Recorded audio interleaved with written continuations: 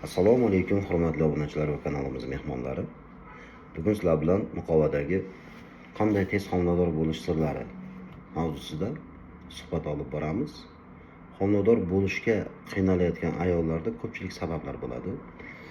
Avvalambor follikullar yetishmasligi, yetilmasligi vaqtida yoki turbalarda yopiqligi bo'lishi mumkin. Xlamidiya degan infeksion kasallik bor. Sodajonlar u xlamidiya turbalarni yopib qo'yadi ikkita tomondan va natijada tuxum hujayra bachadonga yetib kela olmaydi. Yo bo'lmasam boshqa sabablar bo'lishi mumkin. Virusning sabablar, rubella viruslari masalan, to'rtchi infeksiya deyiladi. Bularning hammasi homilador bo'lishga xullas qarshilik qiladi.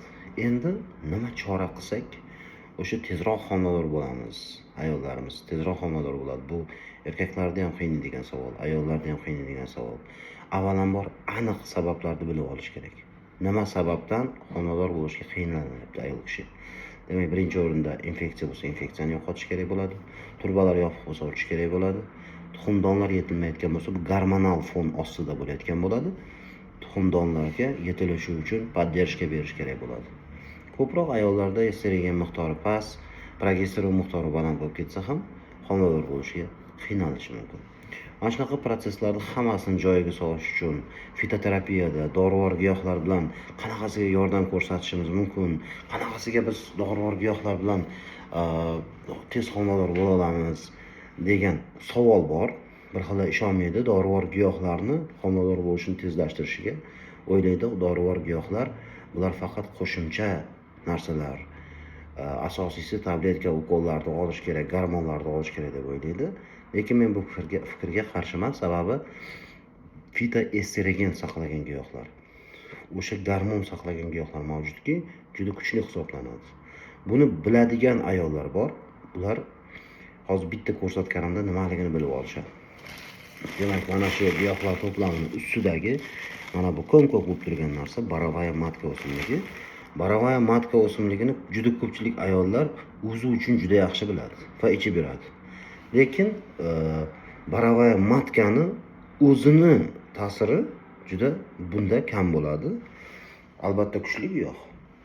Bu bo'yicha spor qilmayman. Lekin unga yoniga qo'shimchalar qo'shilsa, juda ham kuchli bo'lib ketadi. Natijada ayollarga tez homilador bo'lishga yordam beradi. Shulardan bittasi qulmoq o'simligi. Qulmoq o'simligi xmel, shishki xmeli ham deyshadi. Xmel o'simligi mana bu joyda mana qara-qara nozik-nozik bo'lib turgan narsalar mana. Nozik-nozik ustida o'ynab qilpillab turibdi. Bu xmel o'simligi. Bitta donasini ko'rsataveraman. Mana. Mayda nozik barg bo'ladi. Bu o'zi bunday dumaloq kaptokchaga o'xshab o'sadi. Bu xmel o'simligi uspokаивающий effektga ham ega, uyqu chaqirish xususiyatiga ham ega. Shu bilan birgalikda shunaqa xususiyatga ega ekanki, bachadonni yetiltirib berar ekan homila bo'lishi uchun. Bundan tashqari donnik o'simligi bor, bachadonning qon aylanishlarini yaxshilab beradi. Bundan tashqari marin korin degan o'simlik bor. Albatta bu zaharli o'simlik marin korin, lekin miqdorini bilib solinsa, u zahari foydaga aylanadi. Aytishadi, zaharni ham ozi foyda, asalni ham ko'pi zarar deb. O'shandan foydalangan holatda, vrach bilan maslahatlashgan holatda bu narsani ishlatsa bo'ladi.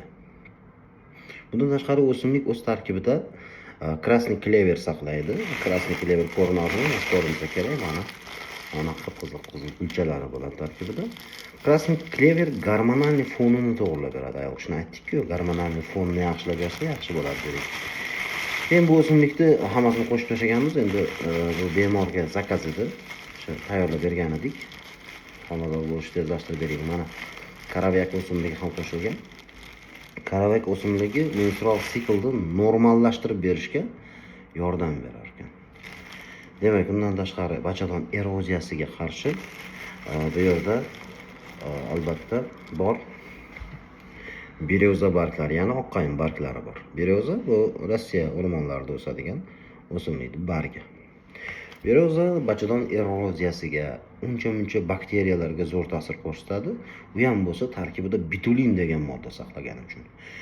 Bitulin bilasizlar, bu polностью bakteriyalarni o'ldirib beradi, yo'q qilib beradi. Demak, tarkib o'z jihatdan juda ham kuchli bo'lgan Bu yerda antibiotik xususiyatga ega tarkibida giperizin saqlovchi ziraboy o'simligi ham bor, romashka o'simligi. Eng asosiy gormonal fonga ta'sir qiladigan yana mavrak gul o'simligi ham tarkibida o'zini tarkibida saqlaydi. Shuning uchun hammasi jamlashgandagina bitta bo'lganda yana boshqa o'simliklar ham bor bu yerda. Oddiy barg'izuv o'simligi ham bor. Demak, besplodiyaga yordam beradi.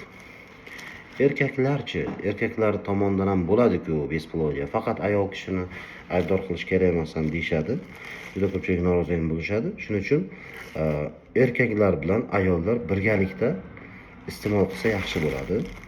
Bu to'plamdan tashqari erkaklarga alohida o'zlariga to'plam qilib beriladi. Spermatozoidlar miqdorini kuchaytiruvchi, boshqa birgalikda qo'llaniladi o'zi aslida. Ayolga alohida, erkakka alohida qilib berilishi kerak. Birgalikda kirib borilsa, menimcha yaxshi bo'ladi. Shunda hech kimdan xafa bo'lmaydi. Demak, bu to'plamni shuncha maqtadingiz, buni to'plamda yaxshi tomonlarini aytdingiz. Demak, bakteriya, viruslarga ham qarshi ekan, ham eroziyani oldini olar ekan, ham gormonal fonni to'g'rilar ekan. Buncha zo'r ekan bu narsa degan savol ichingizda paydo bo'lishi mumkin. Buning uchun zakaz bermoqchi bo'lsanglar, mabodo kelishilgan, maslahatlashgan holda oila bilan, xo'jayin bilan yoki xo'jayin bo'lsa ayolingiz bilan. Xullas, bu sostavni o'rtacha summasi 600 ming so'm turadi. Narxini oldindan aytib qo'yamiz. 600 mingga yasab beriladi. 90lik 349 05 30 raqami meni o'zim shaxsiy nomerim. O'rtada vositachi hech kim yo'q. Bemalol Telegramdan bor, shu nomerda yozishingiz mumkin. Aloqaga chiqsanglar yordam beramiz. Qo'limizdan kelgan narsani hammasini qilib beramiz. Shifo Allohdan, sababchi bo'lib qolsak yomon bo'lmaydi.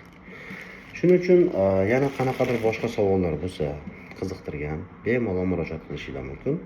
Hammaga shifoy komil, sog'lik tilagan holatda sizlar bilan doktor Ibragimov. Sog' bo'linglar.